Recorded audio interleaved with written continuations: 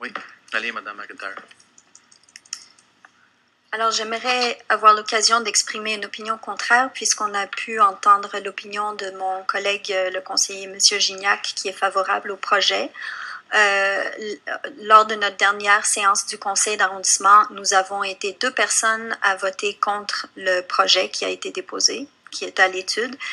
Alors, j'aimerais refuter certains des arguments et vous présenter une autre perspective. D'abord, en ce qui concerne la création d'emplois, comme vous avez vu par la réponse à la question, à une des questions de M. Poulain, on voit que ce n'est pas de nouveaux emplois qui seront créés. C'est un concessionnaire qui déménage d'un endroit à l'autre.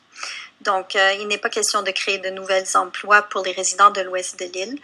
Les autres concessionnaires qui ont été mentionnés dans l'argumentaire de M. Gignac se trouvent à Dollard-des-Ormeaux. Donc, ce n'est pas dans la juridiction de Pierrefonds-Roxboro. C'est une décision qui a été prise au niveau de cette municipalité-là et qui ne devrait pas, à mon avis, affecter les décisions que nous prenons ici en arrondissement.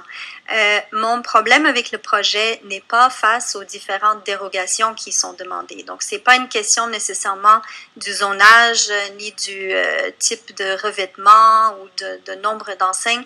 C'est vraiment au niveau de la vision qu'on est en train de présenter, notre vision d'urbanisme. Je pense que on peut, quand on est un conseil, on peut avoir une vision qui est peut-être un peu idéaliste, mais de vouloir créer une ville dans laquelle on est bien et qu'on peut vivre. Et on comprend que la façon que la ville a été développée jusqu'ici était beaucoup centrée autour des autos, mais nous avons dernièrement effectué beaucoup de changements, des aménagements qui favorisent la circulation piétonne, la circulation à vélo, et je pense que ce projet-là va à l'encontre de ces nouvelles dispositions-là. Donc, l'autre préoccupation, juste avant de conclure, que j'avais, c'est on vient de voir qu'il y a des concessionnaires qui se déplacent dans l'ouest de l'île. On est en train maintenant d'étudier un projet qui va nécessiter un changement au zonage pour ce projet-là. Mais qu'est-ce qu'on fait si ce concessionnaire-là décide de s'en aller après 1 an, après 2 ans? On va être pris avec ce bâtiment. Donc ça, c'est un autre enjeu qu'il faudrait regarder avant d'adopter ce projet-là. Je pense que Mme Clément Talbot a soulevé un autre point. On va étudier tout à l'heure pendant la séance du conseil un autre projet qui est beaucoup plus intéressant et qui est juste au sud du projet de concessionnaire, qui est un projet mixte, donc de résidentiel avec le commercial.